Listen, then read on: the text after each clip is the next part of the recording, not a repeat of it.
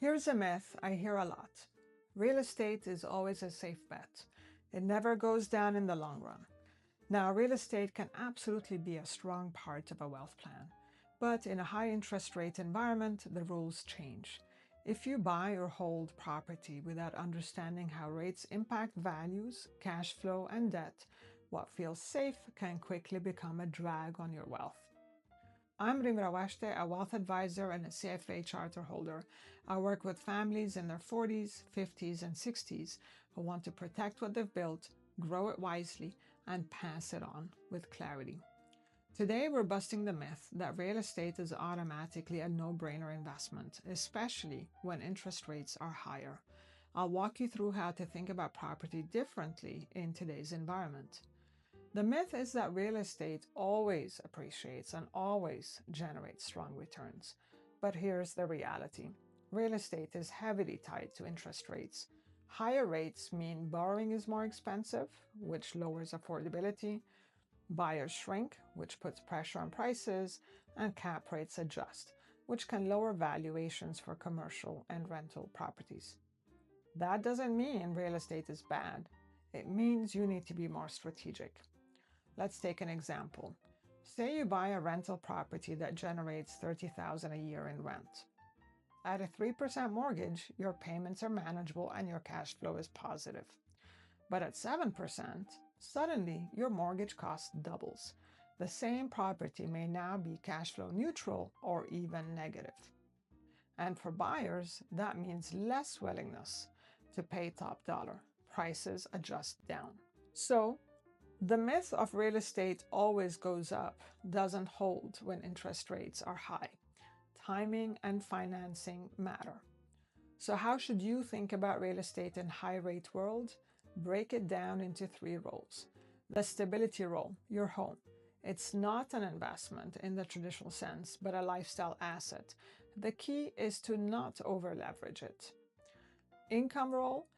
Think of rental properties. These still work if you buy carefully, manage expenses, and account for higher financing costs. Positive cash flow matters more than appreciation. And then diversification role, private real estate funds, REITs, or alternatives.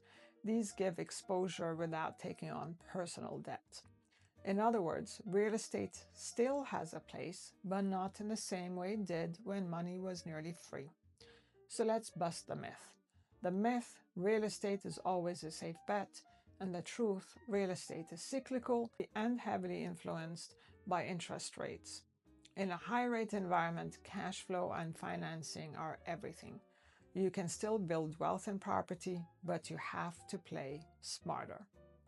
I once knew someone who was considering buying several rental properties when rates had doubled. They ran the cash flow numbers, and instead of generating income, those properties would have cost them money each month. Instead, they shifted into a diversified real estate fund with professional management. They still got exposure, but without the leverage risk. That's the kind of pivot that makes sense when rates are high. So what can you do if you're thinking about real estate right now? Run the cash flow numbers. Don't assume that appreciation will bail you out. Look at income versus expenses today. Stress test with higher rates. What happens if refinancing costs more? Can the property still carry itself? And 3, diversify your exposure. Don't put all your wealth into one property or one market.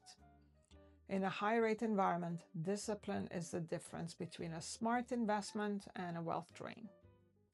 Real estate is powerful, but it is not bulletproof. In times of higher rates, you need to shift your mindset, focus on income, manage leverage and expenses. That's how you keep property working for you instead of against you. If you'd like help evaluating where real estate fits into your bigger wealth plan, let's talk. You can reach me at rzrwealth.com. And if this gave you a fresh perspective, subscribe and join me next time when we'll bust another myth that spending in retirement means you're being irresponsible. Thanks for watching, and here's to making smarter choices in every rate environment.